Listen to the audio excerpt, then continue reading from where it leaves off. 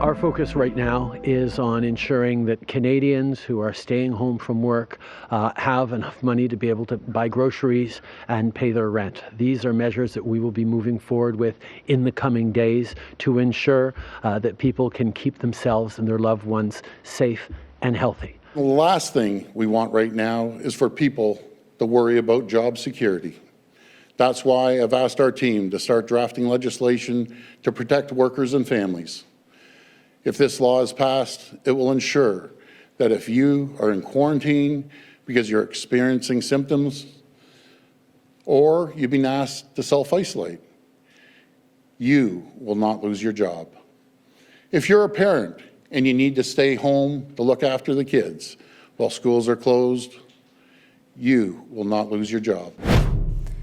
Relief is on the way. That's the message coming from Canadian political leaders today as this country braces for the economic impacts of the coronavirus outbreak. Stock markets plunged again today, with the Dow experiencing its third worst day ever here in Canada. The TSX closed down 10% from its open. All of this comes on the same day that Canada announced very strict border restrictions. And Ontario's chief medical officer urged all dine-in restaurants and bars to temporarily close. So how big of an economic punch are we in for here in Canada, and how can the federal government best respond? Avery Schenfeld is CIBC's chief economist. He joins us from Toronto.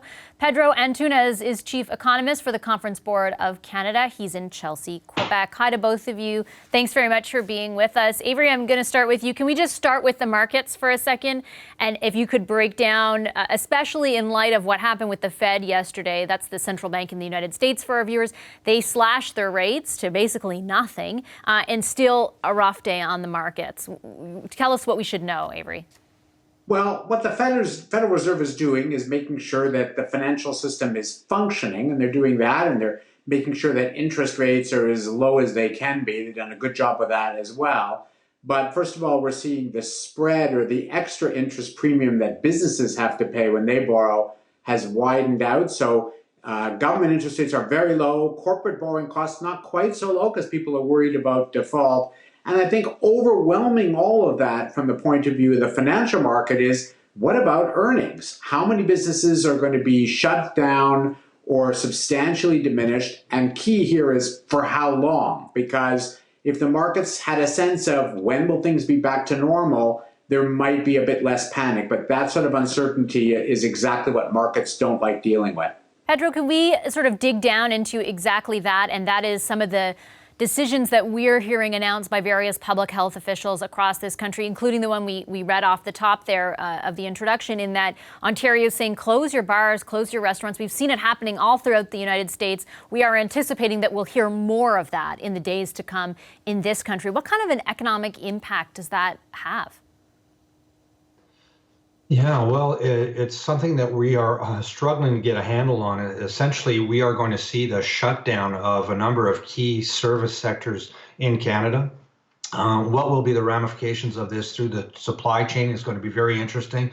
I think there's no doubt that this is going to be very deep for specific segments of the economy, as we just alluded to: accommodation and food, anything to do with tourism, and other service sectors, entertainment, for example, the sports and other leisure. How this plays out on the economy will depend, I think, very much on, again, what Avery pointed to, is how long this will last. There's a lot of uncertainty as to how long these measures will take a hold of the economy. And I think one perhaps ray of hope here is that we did see China successfully contain the spread of the virus. At least this is the information that's coming to us now. Hopefully, we've reacted quickly enough here in Canada that this will be temporary, and we'll start to see some relief for these industries as we head into the third quarter. I want to talk a bit about what that relief might look like, Avery. But first, on the big announcement from the federal government today, and it was about the border, more restrictions at the border. A lot of questions for them on why basically every citizen outside of Canada is excluded from coming in, but not American. The restrictions were not placed essentially on the Americans. The ministers pointed to the economy. Can you talk a bit about the integration of our two economies? What would a border shutdown from an economic point of view be like? Well, there'd have to be, even if you wanted to do it, some loopholes here, because trucks, for example, are crossing the border in both directions every minute of the day. There's a driver in the truck. Is he an American? Is she a Canadian? You can't just sort of say, well, now the truck has to stop and be unloaded at the border. So, for example, there's even that. The earlier guest mentioned people on flights that are transiting through the other country. So I think there's some sensitive issues there. And I don't think we want to get into, I think we're trying to avoid a tit for tat with the U.S. on this issue. We know that the Americans are pretty fond of sometimes shutting our goods out of the U.S. economy. So I think maybe there's also a longer term consideration being given here to, if we can play a little nice with the Americans, let's do it for a while. I don't think we would rule out that if the disease runs rampant in the U.S. and we have it under control, that we wouldn't change that policy. But for now, we're sort of counting on the Americans to impose similar restrictions and therefore have a similar sort of plateauing in their caseload as we do that. If they don't, I think that decision could be revisited. And it's interesting because we heard not long after our government made this announcement, President Trump did sort of increase the warnings at least and say limit all your non-essential travel. It will be interesting to see how that is sort of, interpreted by Americans. Pedro, let me switch gears back to Canada here and what we are anticipating from the federal government as early as tomorrow. Significant, that's the word the finance minister used on Friday to characterize the announcement that they plan to make a significant fiscal stimulus package. What specifically are you watching for? Well, significant. Probably we're talking something in the range of 1% of GDP, so perhaps another 20 billion in terms of stimulus. We would like to see something in terms of a payroll tax, and this may help. In fact, the point behind it is that this may help, in fact, corporations and employers in Canada hold on to their staff. Again, this is a demand shock, really, coming from consumers, or consumer-led and tourist-led, if you'd like. So to ensure that people do have and hold on to their employment would be a positive, certainly down the road as hopefully people calm down and we see the effects of the virus contained. But likely we're also going to see measures in terms of direct measures to households for those that do lose their jobs, perhaps something stepped up in terms of EI or other transfers to persons. So let's see what comes, but I do think it is going to be fairly significant in size. Avery, what would make this package significant from your perspective? Well, I think it's true that it needs to be in the tens of billions, just given the size of the Canadian economy. Anything much less than that is pretty trivial. I also think that we have to be thinking about how we dole the money out over time, since we don't actually know how long this recession, which it is a recession, is going to last. You might, for example, have a program where you describe what it is, and it lasts as long as the situation lasts. And then the overall scale of it could be bigger or smaller if it ends up coming out earlier. One of the things we've seen that, for example, Sweden announced is they're letting companies delay their payments of value-added tax. That would be our GST, as well as some other tax payments to the government. So in fact, the government is lending them money, leaving the money in the hands of the companies for a while. It will get it later from the companies when business is up and running again. So it's like a temporary loan.